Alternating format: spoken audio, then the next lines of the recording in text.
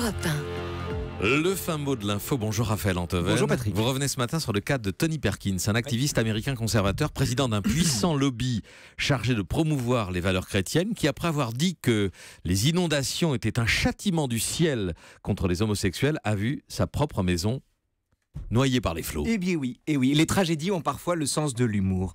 Tony Perkins, qui avait déjà présenté la tempête Sandy en 2012 comme une punition de Dieu contre les homosexuels et qui a donc récidivé avec la tempête Harvey, a subi néanmoins le même sort que tous les habitants de son quartier. Alors de deux choses l'une, Patrick.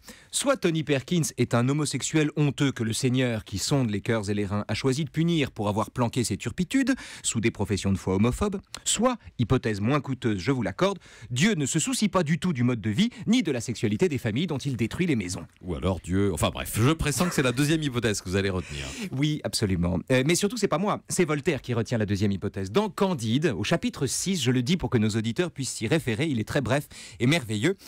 Voltaire raconte que, après le tremblement de terre de Lisbonne en 1755, qui avait détruit les 3/4 de la ville, les sages de l'université de Coimbra, les Tony Perkins de l'époque, affirmèrent que ces événements étaient la conséquence de notre impiété et décidèrent d'organiser en conséquence un bel autodafé, car c'est bien connu, le spectacle de quelques personnes brûlées à petit feu en grande cérémonie, dit Voltaire, est un secret infaillible pour empêcher la terre de trembler.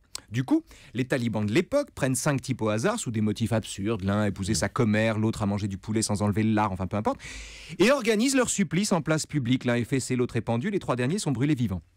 Or évidemment, tout comme l'inondation Harvey a recouvert la maison de l'homophobe Tony Perkins, le même jour, raconte Voltaire, la terre trembla de nouveau avec un fracas épouvantable. Ce qui est incroyable, c'est que Tony Perkins résonne exactement comme les intégristes que vous venez de citer du XVIIIe siècle. À la virgule près. Mais ça n'est pas si étonnant, Patrick.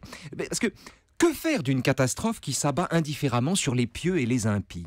Comment supporter, non pas la catastrophe elle-même, mais le non-sens de la catastrophe ? Les hommes endurent ce qu'ils peuvent comprendre, mais il reste quoi devant le drame incompréhensible qui leur tombe dessus ? Et pour en surmonter l'épreuve, ils se doivent d'interpréter la catastrophe comme un message qui leur serait destiné. La question donc n'est pas celle du sens à donner à cette tragédie, mais celle du besoin qu'on a d'inventer un sens et de prêter une intention à une inondation.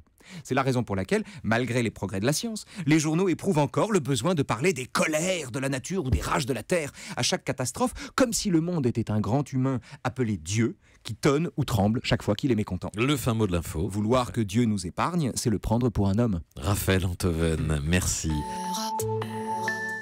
Europe 1.